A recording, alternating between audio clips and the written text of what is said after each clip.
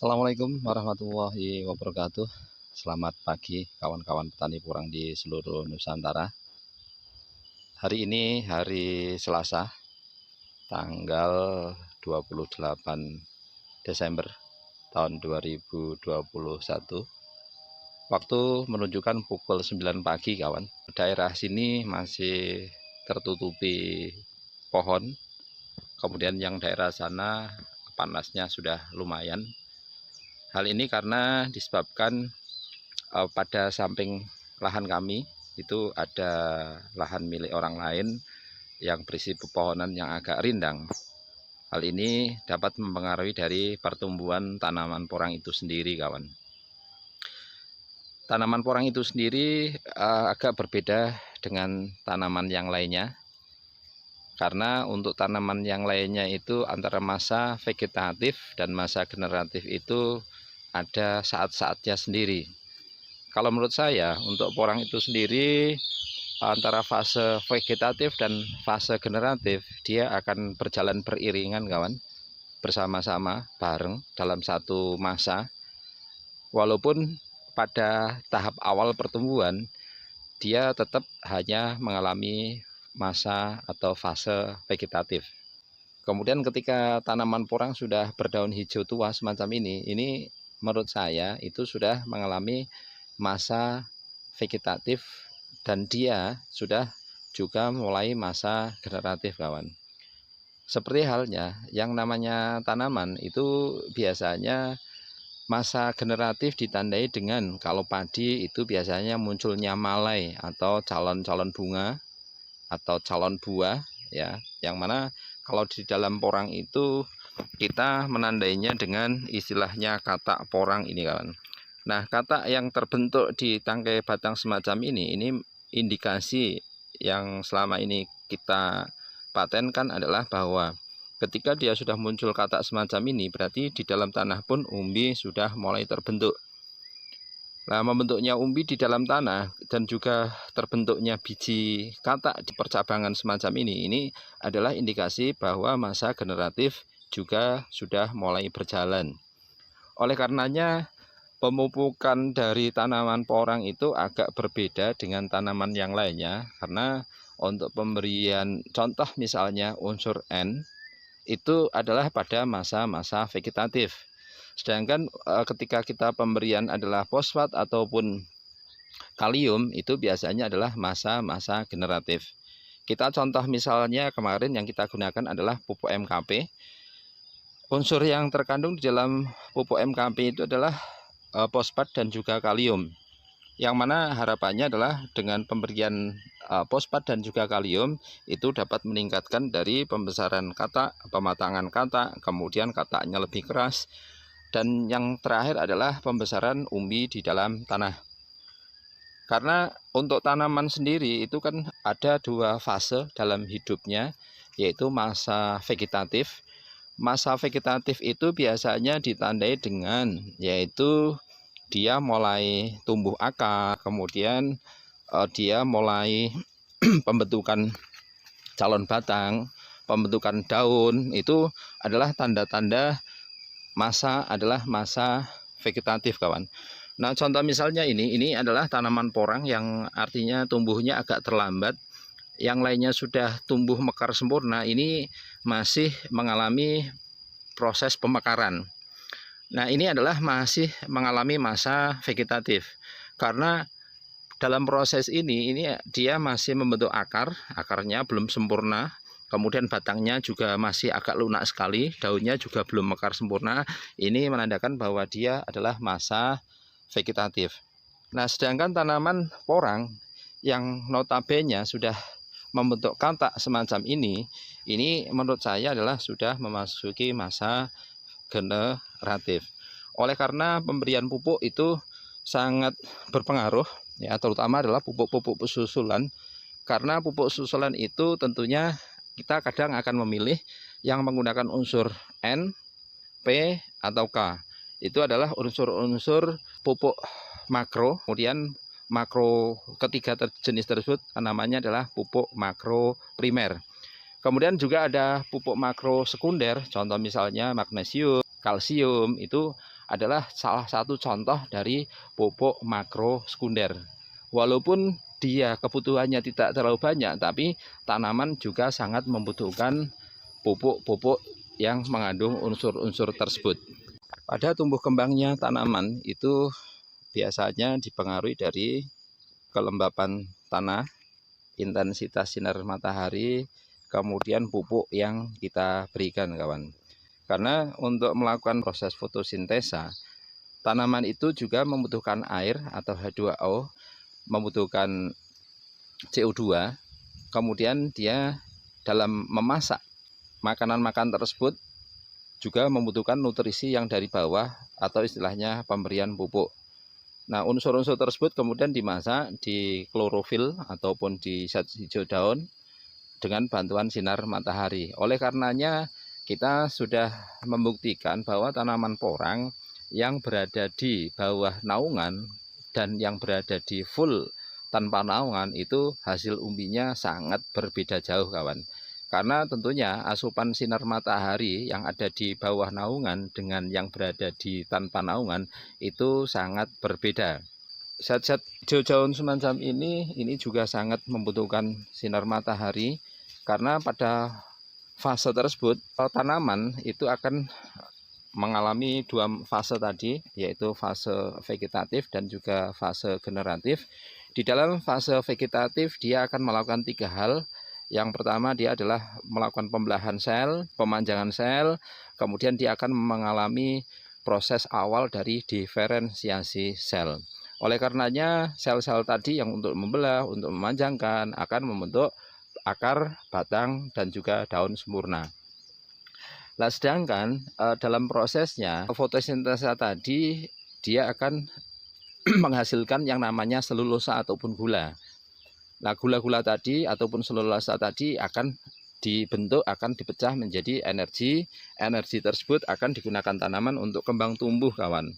Oleh karenanya kalau tanaman yang terserang penyakit ataupun tanaman yang agak kerdil itu karena energi untuk tumbuh kembangnya itu sangat terbatas.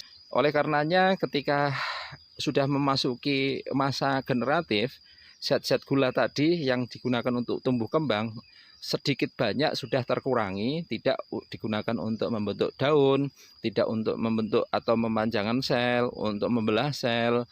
Oleh karenanya sisa-sisa dari selulosa tadi atau zat gula tersebut disimpan baik di batang semacam ini atau percabangan batang, yaitu kita kenal dengan bubil kata. Ini adalah dari hasil penyimpanan selulosa yang sudah diubah menjadi karbohidrat, lemak ataupun protein yang disimpan di batang sebagai calon buah. Kemudian ketika selulosa tadi sangat banyak, itu juga disimpan di bagian perakaran ataupun dikenal sebagai cadangan makanan bagi tanaman porang itu sendiri, yaitu bernama umbi.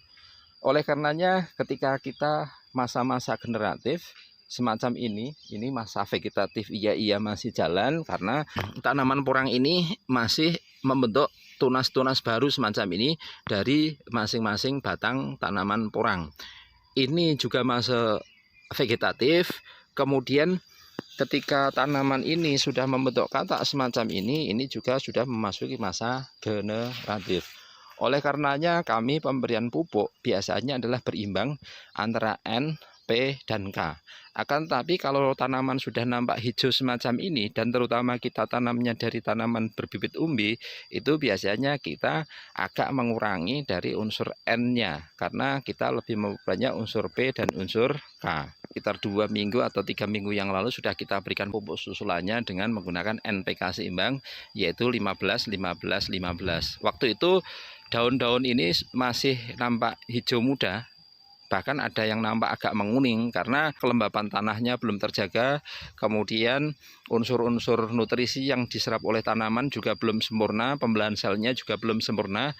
Akan tapi untuk tanaman yang sudah semacam ini, daunnya sudah nampak hijau tua, kemudian dia sudah membentuk katak semacam ini aplikasi pupuk yang kita gunakan biasanya adalah, contoh misalnya kemarin kita menggunakan KNO3, yang mana KNO3 itu kandungan utamanya adalah unsur N dan unsur K.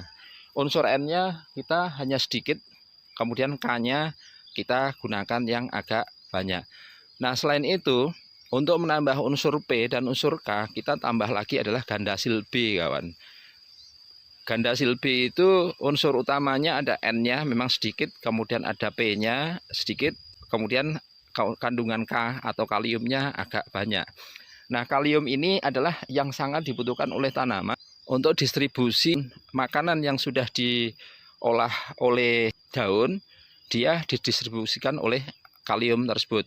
Nah, kalium itu sendiri juga berfungsi untuk menjaga agar tanaman itu tetap sehat, agar tidak rentan terhadap penyakit. Itu juga adalah salah satu dari beberapa manfaat unsur kalium tersebut.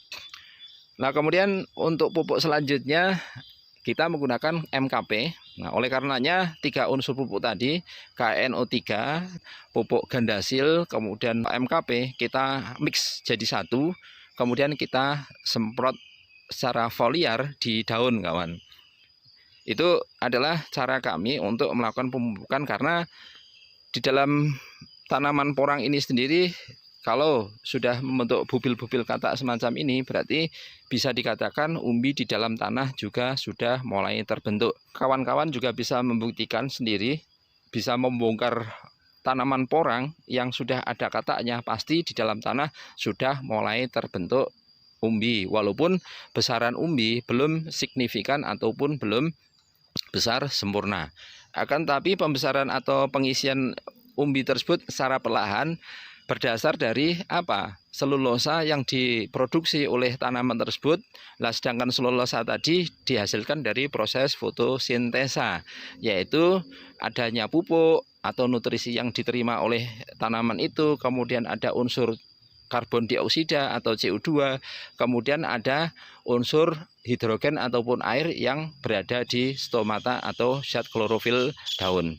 Nah, unsur-unsur tadi kemudian diolah oleh tanaman, jadilah yang namanya selulosa. Selulosa tadi kalau berlebihan dia akan diubah menjadi lemak ataupun pati yang akhirnya disimpan di bagian percabangan tanaman ini adalah sebagai cadangan makanan. Kemudian yang kedua, kalau tanaman porang disimpan di bawah tanah, yaitu sebagai umbi, dia juga adalah sebagai cadangan makanan tanaman porang. Oleh karenanya ketika tanaman porang itu, contoh misalnya kita tanamnya dari katak, untuk tumbuh kembang pertama kali, dia akan mengambil nutrisi dari dalam katak itu sendiri. Itu contoh misalnya katak yang kita biarkan tergeletak di erak, itu pun dia akan tumbuh tunas dengan sendirinya, walaupun dia belum terkena air, belum terkena pupuk ataupun CPT yang lain. Dia akan tumbuh dengan sendirinya, yaitu dengan cara mengambil nutrisi dari dalam katak itu sendiri. Karena pada hakikatnya dia dibentuk adalah sebagai cadangan makanan dari tanaman porang itu, yang mana cadangan makanan itu adalah hasil kelebihan dari proses fotosintesa yang dihasilkan berupa selulosa. Kemudian selulosa tersebut ketika berlebihan dia akan disimpan di bagian percabangan semacam ini, kemudian akan disimpan di bagian bawah dalam tanah yang berupa umbi. Ketika kita tanam umbi pun, awal pertama tumbuh dia membentuk tunas baru ataupun tunas pertama kali, dia akan menyerap unsur ataupun makanan-makanan yang ada di dalam umbi tersebut. Tidak usah diberi CPT pun, dia akan tumbuh dengan sendirinya. Ketika dia sudah saatnya tumbuh, dia akan tumbuh. Karena kemarin ada juga yang bertanya, kira-kira kalau katak saat ini, ya nanti contoh misalnya di bulan Januari, itu ada tanaman porang yang sudah ripah, kemudian kataknya sudah lepas, apakah bisa langsung ditanam? Kalau menurut saya tidak. Karena untuk proses pematangan dari katak tersebut agar bisa berkecambah ataupun muncul tunas, dia akan melakukan proses yaitu pengurangan kadar air di dalam katak tersebut. Biasanya katak tersebut akan muncul tunas secara otomatis ketika usianya adalah 3-4 bulan setelah dia lepas dari batang. Oleh karenanya katak-katak yang saat ini contoh misalnya sudah lepas, ataupun katak yang nanti di bulan Januari, Februari itu sudah lepas, walaupun kadangkala di satu daerah masih ada hujan, harapannya mau ditanam sekaligus agar bisa tumbuh, biar nanti bisa menjadi tanaman porang seperti saat ini, tetapi pada akhirnya tidak bisa, kawan. Proses di mana pertumbuhan dari katak daun, batang, kemudian akar itu adalah sangat dipengaruhi dari satu. Yang paling penting adalah media tanamnya.